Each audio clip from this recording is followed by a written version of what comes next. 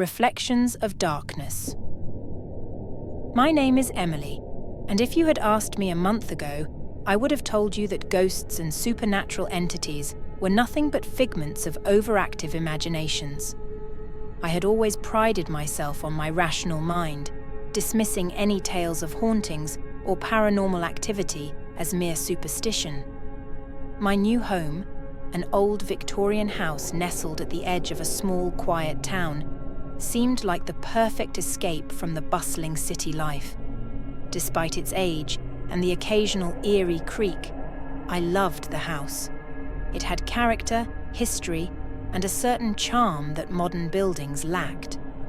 The locals had warned me of its past, whispering stories about strange happenings and disappearances, but I laughed it off. Ghost stories were for campfires and children, not for someone like me. However, what unfolded in the attic that night has forever shattered my skepticism. Now, as I recount my experience, I can only hope that someone, somewhere, will heed my warning. Because what I encountered was far more real and far more terrifying than anything I could have ever imagined. The incessant creaking from the attic had become impossible to ignore. Living alone in this ancient house, I had grown accustomed to its quirks, but tonight was different.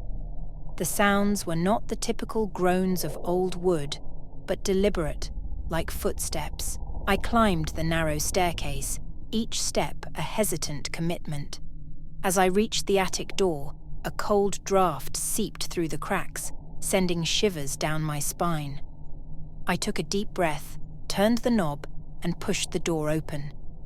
The attic was dark, the only light coming from the moon through a small, grimy window. Boxes and old furniture were scattered around, casting eerie shadows. My flashlight's beam flickered as if it sensed my fear. There, in the corner, I saw it, a large, old mirror covered in dust. It had not been there before. My heart pounded in my chest as I approached it. The reflection was wrong. My own image stared back at me, but there was something off about the eyes, dark, hollow, and lifeless. Suddenly, the reflection smirked, a sinister grin spreading across its face. I stumbled backward, my flashlight clattering to the floor. In the dim light, I saw the reflection step out of the mirror. It moved towards me, its footsteps echoing my own in the silent attic. I turned to run, but the attic door slammed shut. I pounded on it, screaming for help, but my voice was swallowed by the darkness. When I dared to look back, the figure was right behind me, its cold breath on my neck. With trembling hands, I grabbed the flashlight, shining it directly at the figure. It recoiled, hissing in pain, and I saw my chance. I bolted towards the mirror, thinking that if it came from there, maybe it could be forced back. But just as I reached the mirror, the glass shattered, and I felt a hand grab my ankle, pulling me into the shards.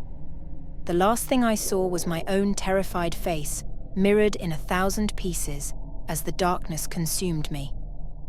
I woke up in my own bed, drenched in sweat, convinced it had all been a nightmare. But as I tried to shake off the terror, I noticed shards of broken glass embedded in my skin. A cold dread settled over me as I realized it had been real.